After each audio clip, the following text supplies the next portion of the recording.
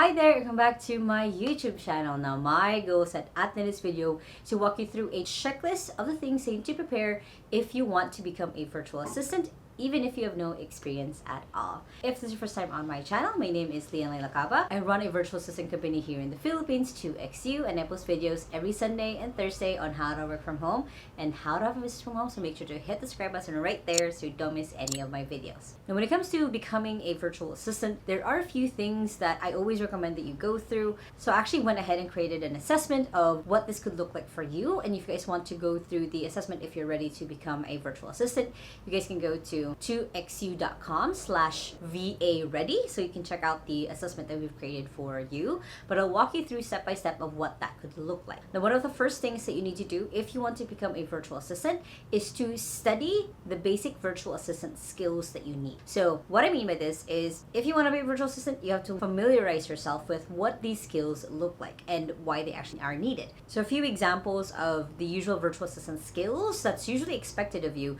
is one, email management. Learn how to do email management when it comes to working with your client, because this is one of the ways that you're helping them in their businesses. You're cleaning up the emails that they shouldn't see, responding to things they probably shouldn't respond to because you know that you understand it, you got it, and of course making sure that anything that they have to respond to, they are able to look at. And of course, I do have a tutorial on how to do email management, so you guys can check that out here on my channel. Another task that you should understand if you want to become a virtual assistant is just calendar management, making sure that your client is where they need to be and when it comes to their meetings, declining meetings that they don't need to attend. It could also be that you follow them or shadow them through meetings and make notes, make action steps, follow through on the action steps, that whole shebang basically. And of course, as usual, I do have a tutorial on how to do calendar management. Another task that you need to know when it comes to becoming a virtual assistant is social media management, how to create content, generate content for them, posting the content, engagement, that whole process. Again, I have another video on what that looks like. And finally, another one that is usually common is just you're a project management virtual assistant. This means that you're following a project from start to finish and following through whoever would be in charge of certain processes or steps, documenting things, all of that good stuff. So just making sure that you have that basic understanding of what that could look like for you. I recommend that you study these, that you look them up, because even if you're applying and of course you have no experience, at least you have some familiarity of what they could look like, especially from day to day. Next is you want to make sure that you learn the common virtual assistant tools. Now these are things that are expected from you that you should know or learn about, and there's three main ones that I recommend that you study. First one is having a task and project management tool. Now for me, I always recommend Notion, and you guys can go ahead and sign up for Notion with lianlai.com/Notion. It'll help support this channel, but the main reason why Notion is the place for me is it's a way for me to create databases on databases, link projects, link tasks. So this will be helpful for as you are reporting to your client, you know what you're supposed to be doing day to day because you have a tracker for it. And as you're managing projects, you're seeing the progress of it, you're seeing how far you've come, so on and so forth. The second kind of tool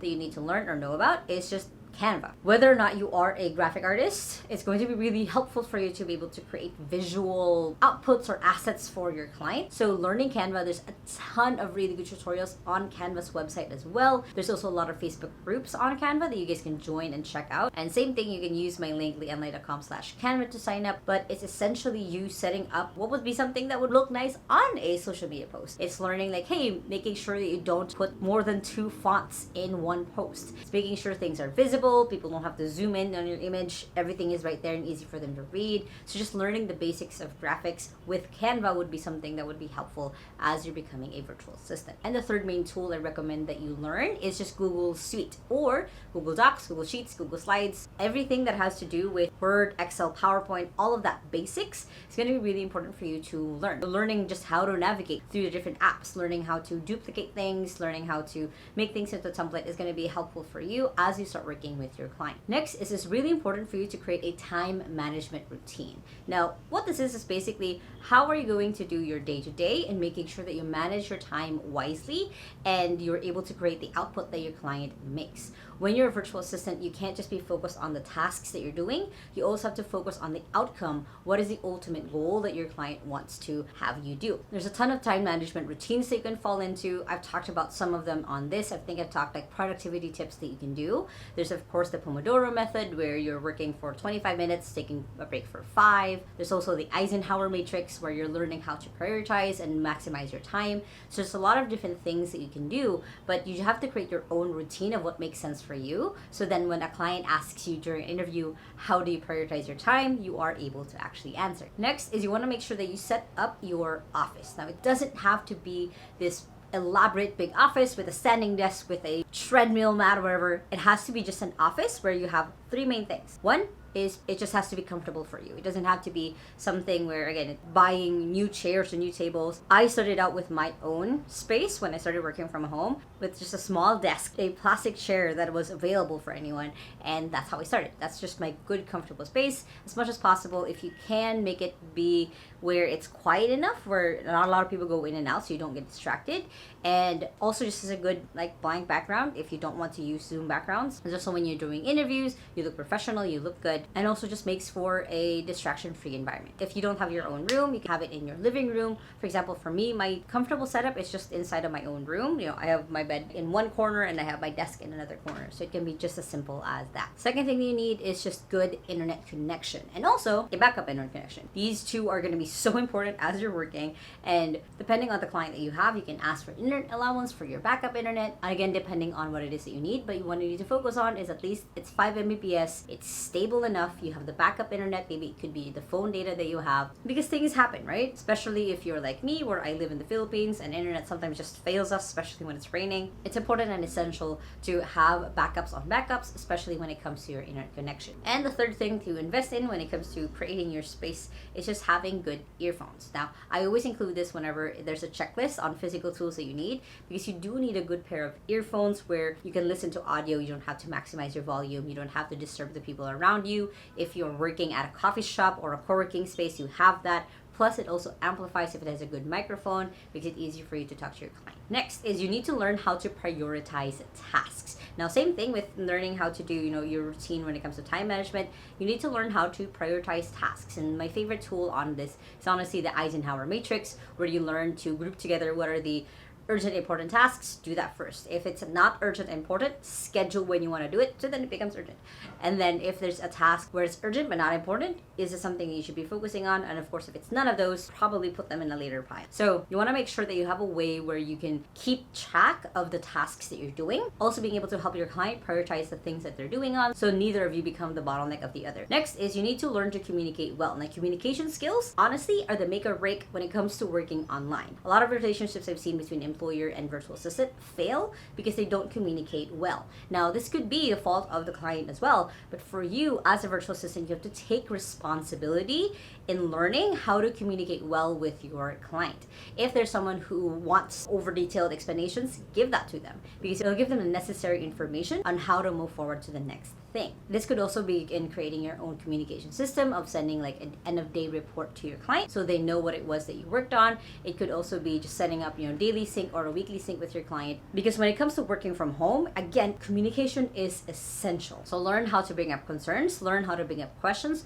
learn how to give feedback and receive feedback from your client. Again, these are all important skills that you need to learn so you can actually get started with your client on the right track. Next is create systems. And what I mean by this is, as you're doing different tasks or projects, or as you're learning all of these other skills, start learning, okay, how do I make a system out of this? So a really good system to start with is, how do you start your day? What are the first few things that you do? Do you check your email? Do you do the one thing that you're supposed to be doing? How do you do your study? What's the process of you learning a new skill? So you're systematizing that already in your life. So then once you have your client, it's going to be easy to systematize the task that you do for them as well. So an easy way to just remember what systems are is to imagine you're creating a recipe book. What are the things that would introduce them to this task? What would be the things or ingredients that they need? What would be the step-by-step process that they could follow? So just imagine if someone else was doing email management for your client, what would be the step-by-step process? This will be helpful and essential for you later on, because let's say that you took a week off and you're like, oh shoot, how do I do the email management again?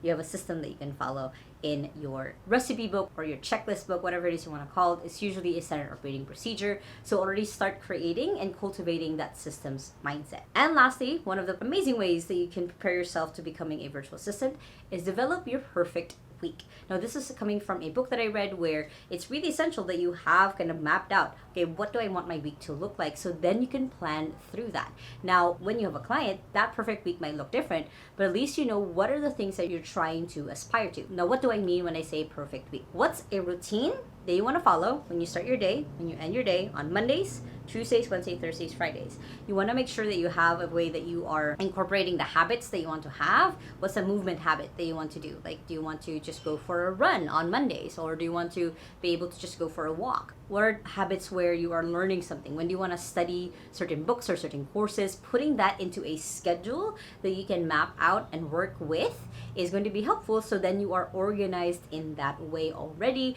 of like when your client gives you tasks, you're able to prioritize them throughout the week and you don't have to feel pressured or feel disorganized as you're working through them. Now, becoming a virtual assistant doesn't have to be a hard thing. It's one of the ways that you can really develop yourself as a person who's never had a career before, or if you've had a job before, this is something you can just further develop within yourself. Now, if you guys like this video, make sure to hit the thumbs up button right there and comment below, do you have any tips for people or any questions as well when it comes to becoming a virtual assistant? I would love to know. And if you still haven't yet, make sure to hit the subscribe button right there so you don't miss any of my videos every Sunday and Thursday on how to work from home and how to have a business from home, which you guys can check out those two playlists right here and the latest video right here. I hope you guys have an awesome day. Remember that small steps matters, and I'll see you in the next video. Bye.